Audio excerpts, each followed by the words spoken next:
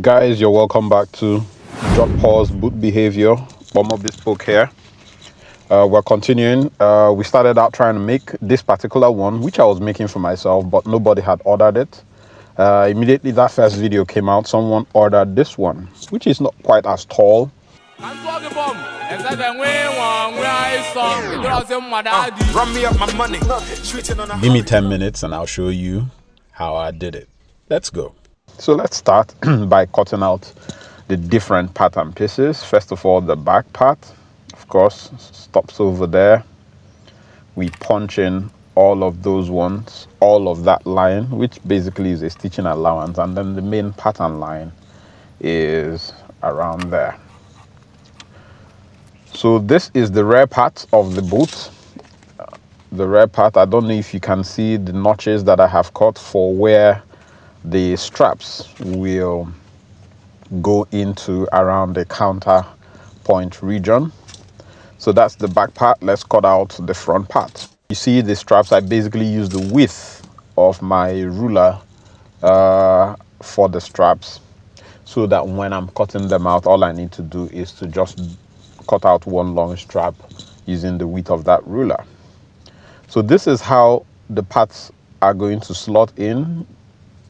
So that part you saw on the rear part was basically a stitching allowance. So you can see that the lasting allowance was also added at the underside. But let's take the front part first of all and spring it so that we can have it in such a shape and form that it will be ready for the next step in the process, which is crimping.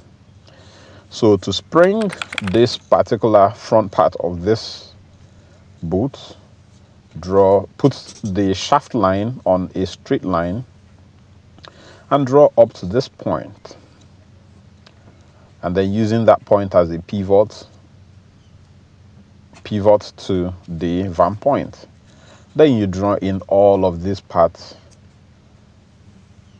until you get to that shaft line again, the point where that shaft line stops.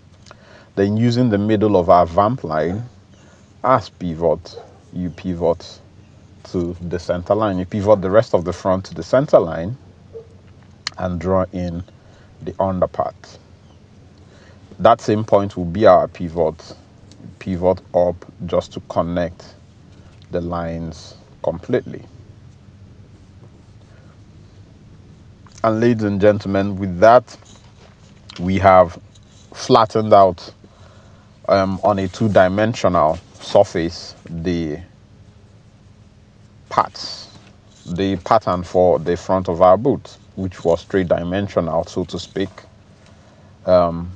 We've basically put it on a flat surface that we can fold along the center line to duplicate.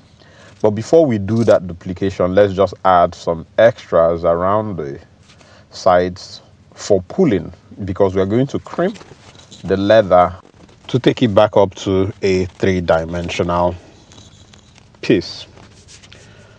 So that's the leather that I intend to use. We'll trace out our pattern on the leather. You see that it's not very stretchy. It's going to give me some issues with crimping, but it's nothing that I can't handle. The trick is to wet the leather, just soak it in water. You can add a few drops of detergent or alcohol into the water that you're using, just to break up the surface tension and allow it to soak much faster. So you see that I added some detergent. So this is basically not too much. You could just a pinch of some detergent. You see that it's not bubbling, it's not foaming too much. Not because I'm not doing laundry of my leather, just enough soap or detergent to break up the water surface tension and, soak up your leather much faster. Then you identify the center of your leather along its center line. And then I have found no way of explaining how I crimp, really. All I try to do, I guess the best way to explain it to you is, while I'm putting all of my tacks along the shaft area, I try as much as possible to keep the center of the leather without wrinkles. So you see, all the while I was putting tacks around the sides, I did the best that I could to avoid any major wrinkles. Of course, you would have a few little wrinkles here and there, just even around that center area. But the trick is to keep major wrinkles away until you have put in all of your major tacks or nails, if that's what you're using, and then using a lasting plier to pull down on those little wrinkles will not be much of a problem. Ladies and gentlemen, there's no demure way of showing how crimping is done. It is something that you get a hang of if you constantly and consistently do it. If you're interested in step-by-step on how to do crimping, I have an old video where Don Judicious, who has more experience in crimping than I do, explained it in details. Do check it out in our playlist dealing with Chelsea boots. While we're waiting for the leather to dry, let's trace out the rear part of our pattern and stitch that up in preparation for the final coupling. Of course, we won't forget to create a pattern for the strap that we're going to have at the back, basically something that covers it. And you see that I have also marked in the notches where I will leave open so that we can have slots into which the Jodhpur straps that we created will go into. So ladies and gentlemen, this is all of the upper leather for the back part cut out. We'll go ahead and stitch. I'm using a stitch and turn. I don't have a zigzag machine that can sew leather, so I will use a stitch and turn on my straight sewing leather machine, which is a very strong stitch and a very capable stitch.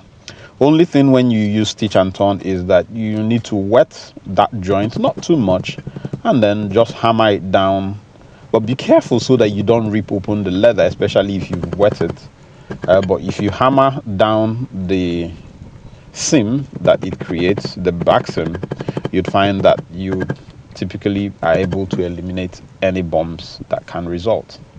So this is where I have stitched the lining of the back part to it. You see how my stitches went, and then you would also find that at the rear strap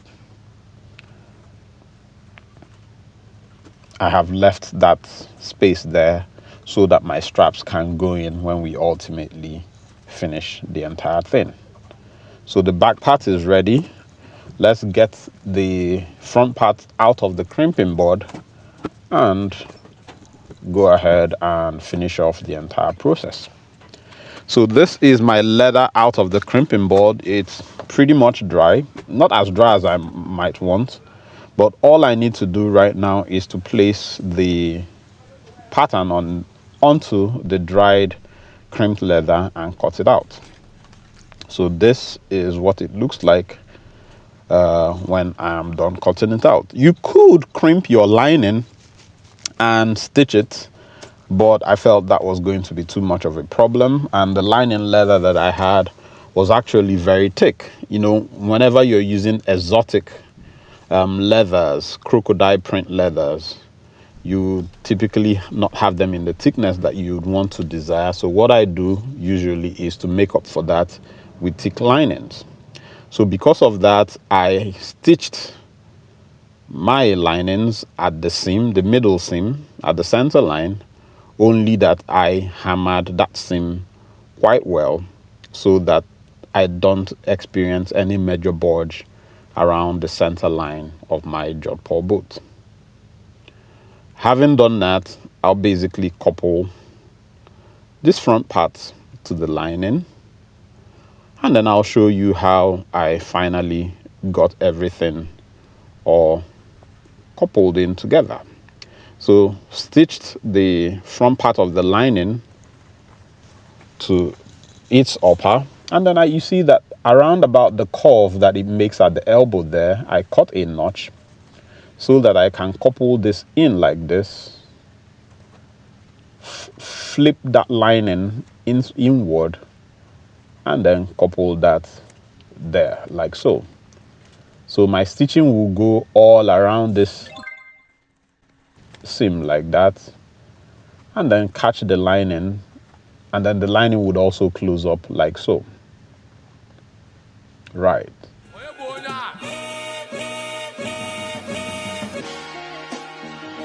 It doesn't matter this point man. Mbate na nwoke igburu eze ga edrozi mma stop playing. Ka mpịacha gị dị ọchọ ịsọ eche ịgba ọsọ. Eze ga na-elecha lechaba n'olulu gị.